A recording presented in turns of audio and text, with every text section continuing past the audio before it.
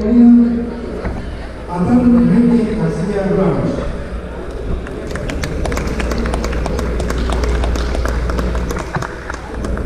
Muchas gracias. Buenos días. Ya para sentarse, como la mitad del tiempo, pero voy a hacer lo más dinámico que pueda. Muchísimas gracias por la invitación.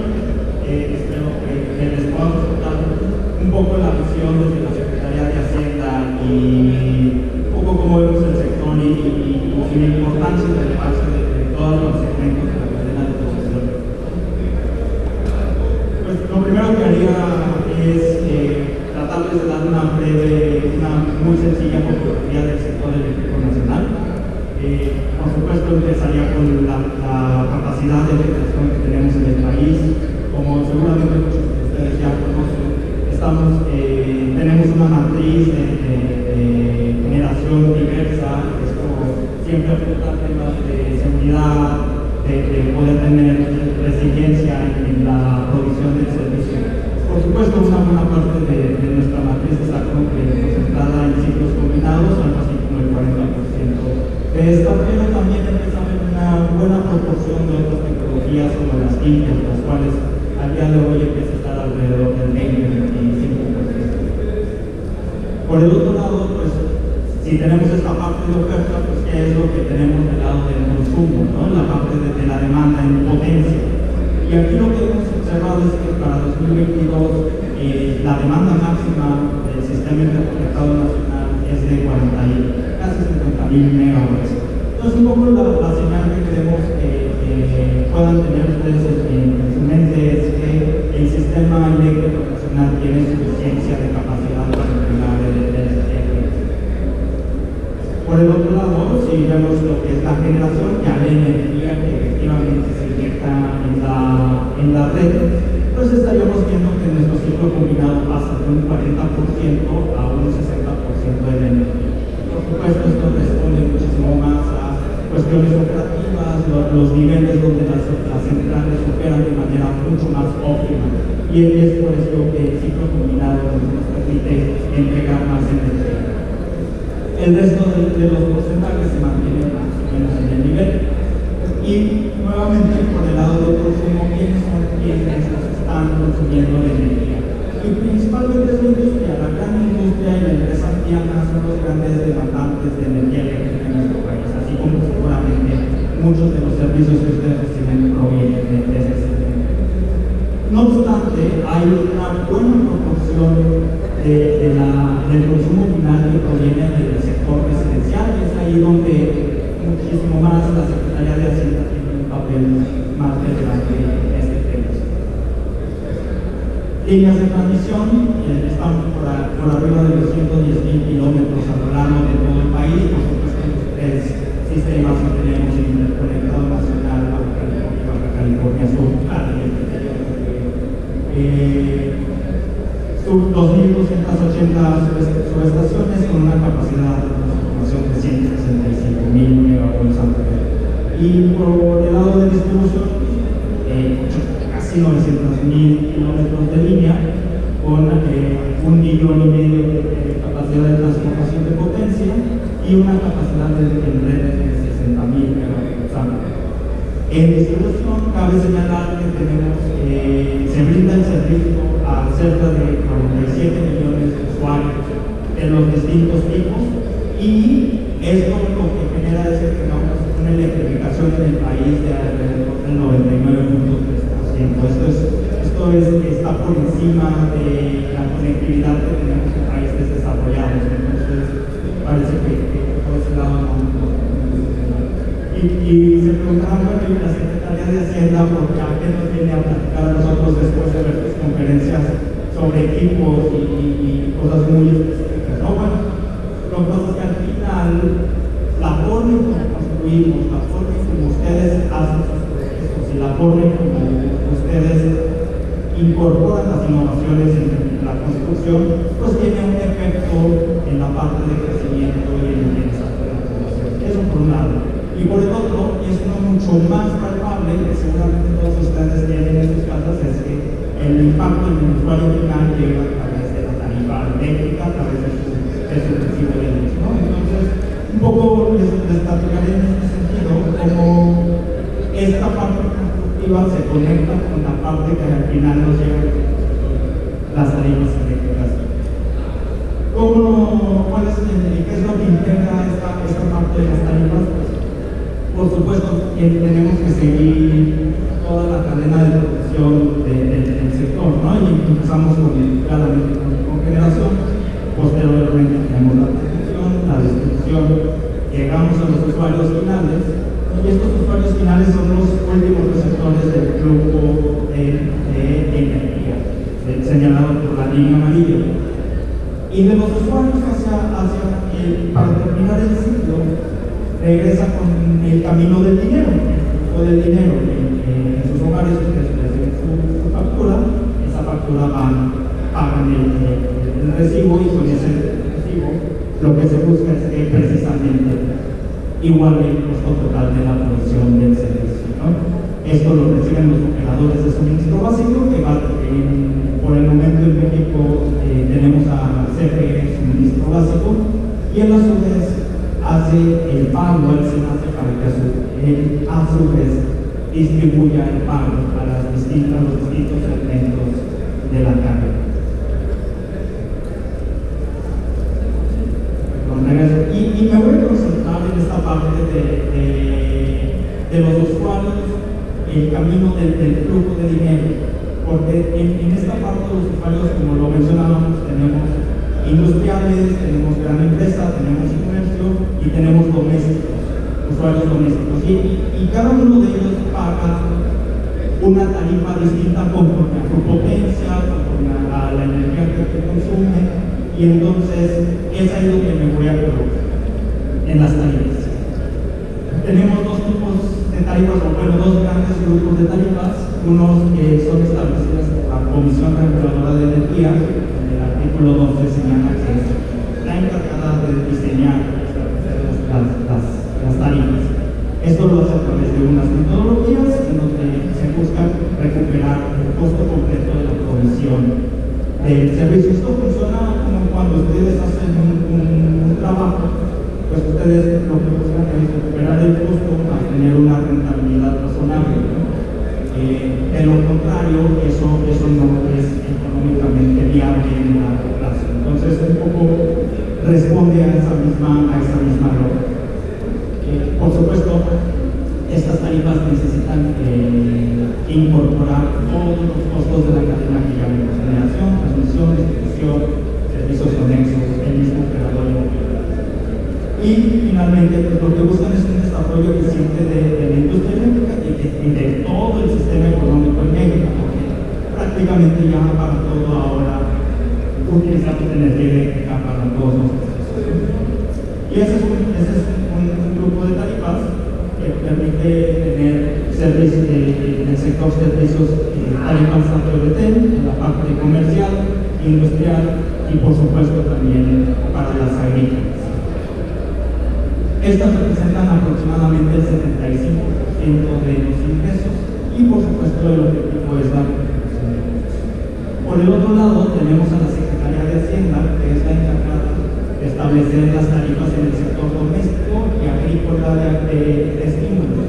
Y esto es porque la ley dice, la Comisión Reguladora de Energía establece las tarifas, pero la Secretaría el Ejecutivo tiene la opción de establecer un perfil distinto de tarifas para ciertos usuarios.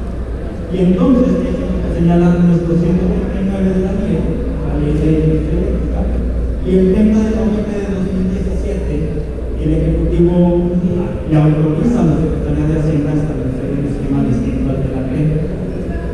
Y ese mismo día, la Secretaría de Hacienda establece unas tarifas preferenciales para el sector doméstico, el agrícola y el agrícola.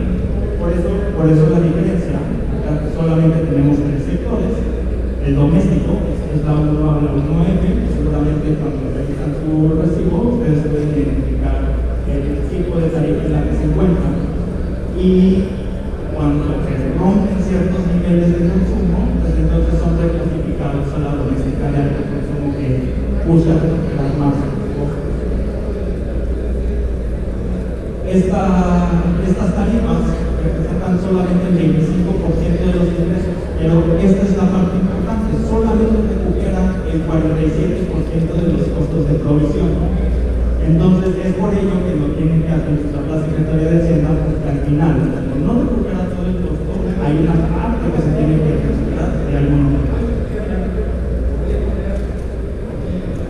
Siendo así, en nuestro esquema, todos aquellos que tienen su servicio con tarifas de la red hacen todo el recorrido de nuestro esquema, y por supuesto el 64%, la mayor parte de las tarifas proviene de la generación.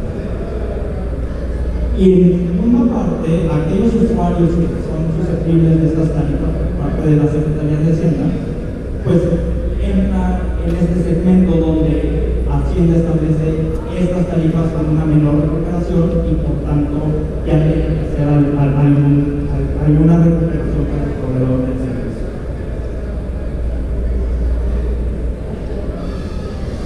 Si pensáramos en las tarifas que establece la Secretaría de Hacienda, pues estas se diseñan con base en costos contables.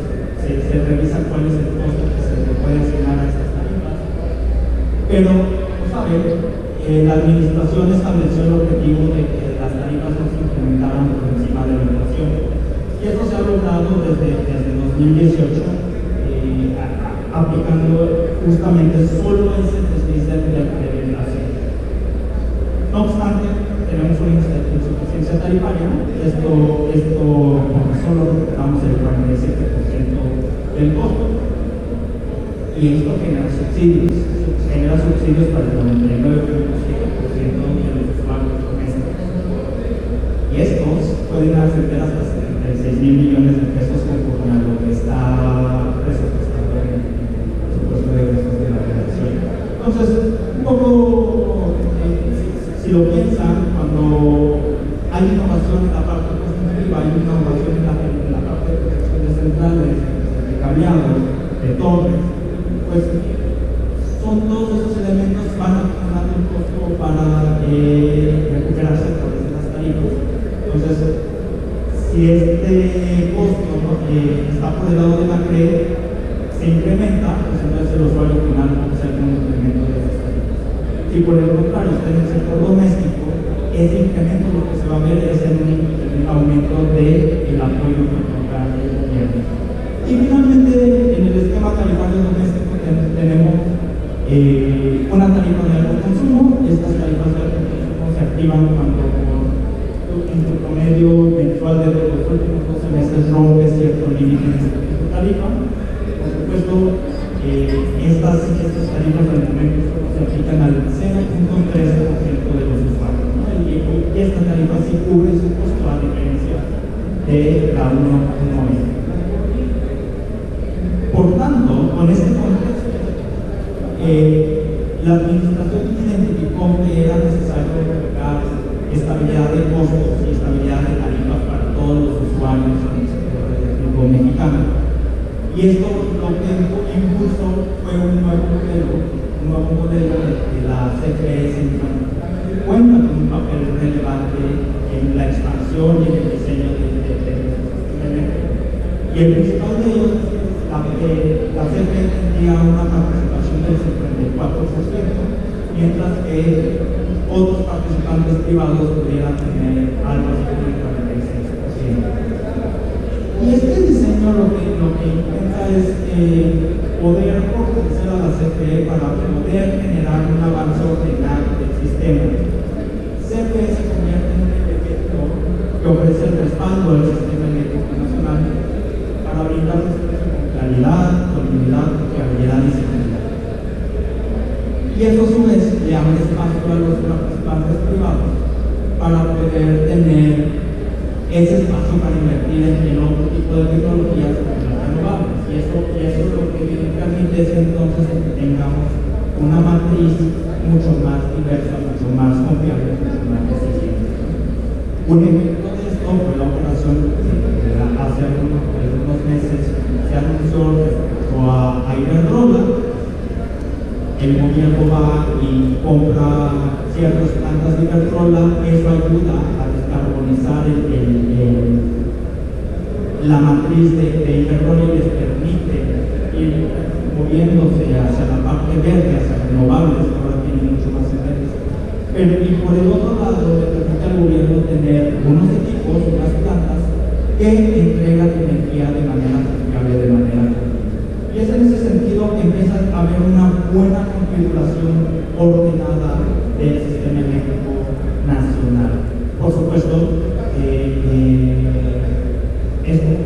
evitar que las inversiones públicas y las inversiones privadas tengan que ir a la baja, tendrán que ir avanzando de manera conjunta para poder mantener ese 54-46.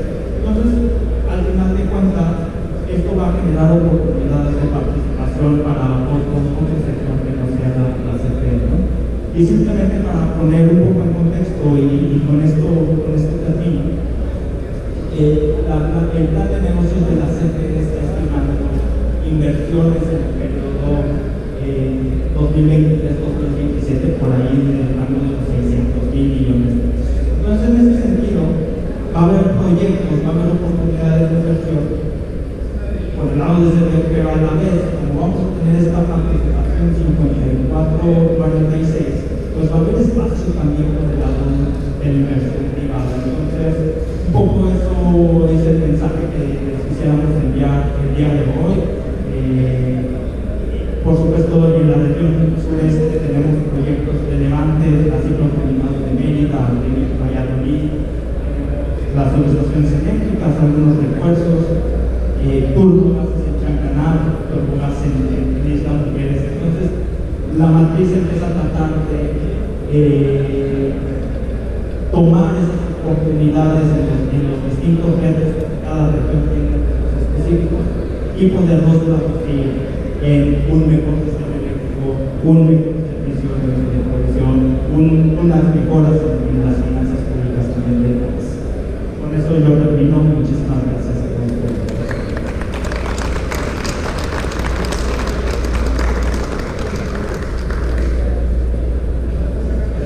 todos. ¿Alguien me puede apoyar?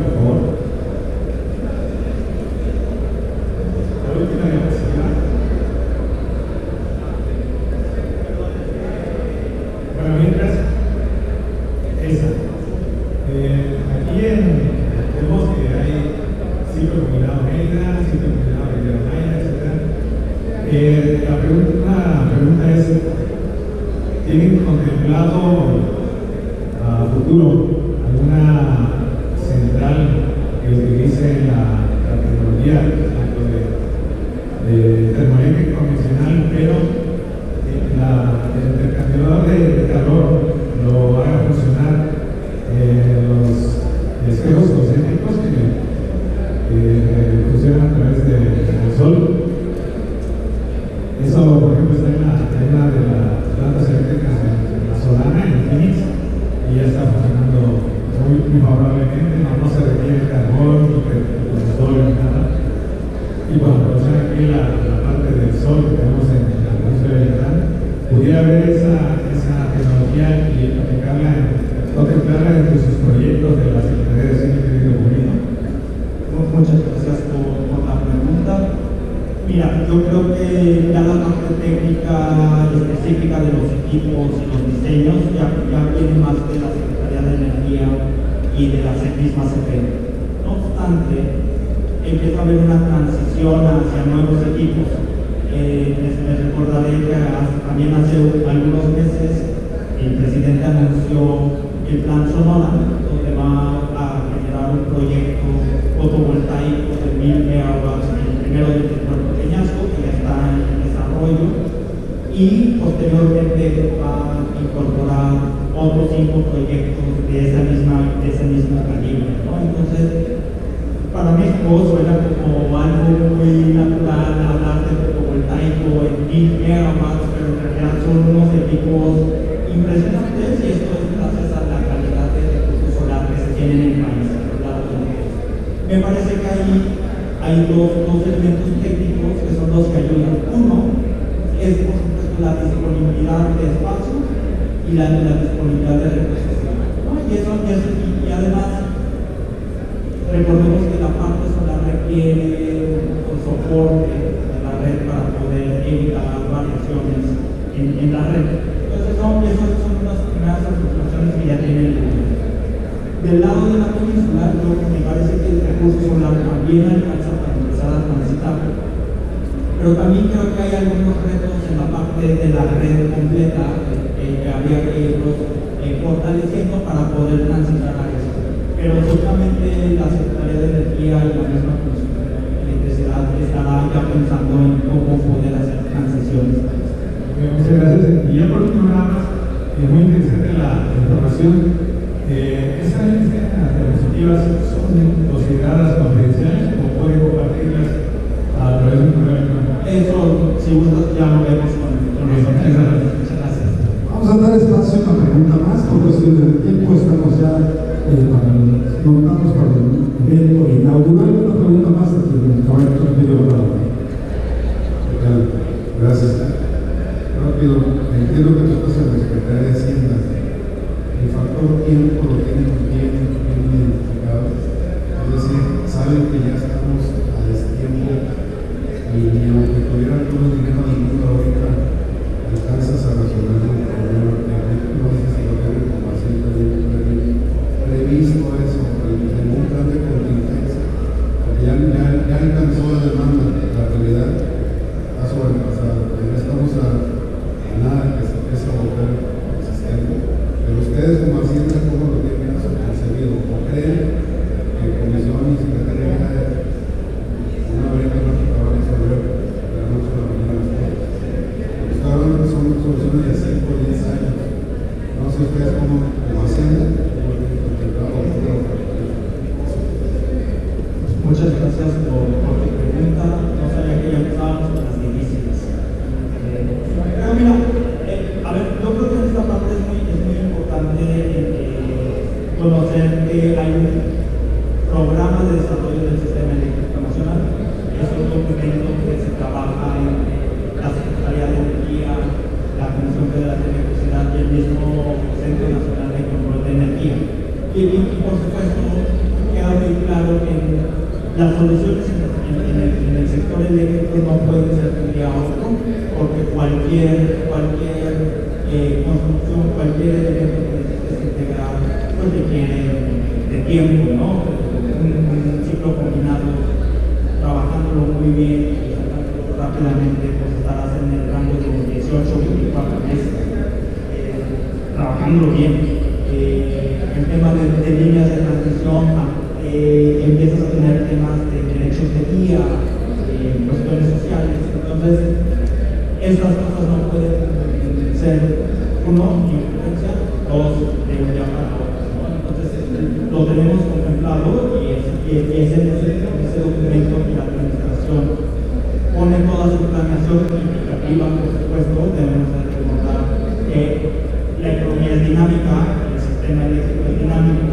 y eso hace que cuando observabas una necesidad en algún momento, probablemente la prioridad se mueva con las variables que se están observando. Y por el otro, por supuesto que eso se conecta con nuestro presupuesto y en cómo se gastan recursos para poder atender las necesidades de todos los sectores, y se hace una programación. Entonces, yo más bien lo que hemos observado es que con esa planeación se están haciendo las inversiones en las áreas donde se requieren y bueno, por supuesto si ustedes tienen algún comentario, pues los siempre abiertos a poder escuchar. Muchísimas gracias. Pues, quiero pedir un aplauso para despedir al maestro de la García Ramos. Él es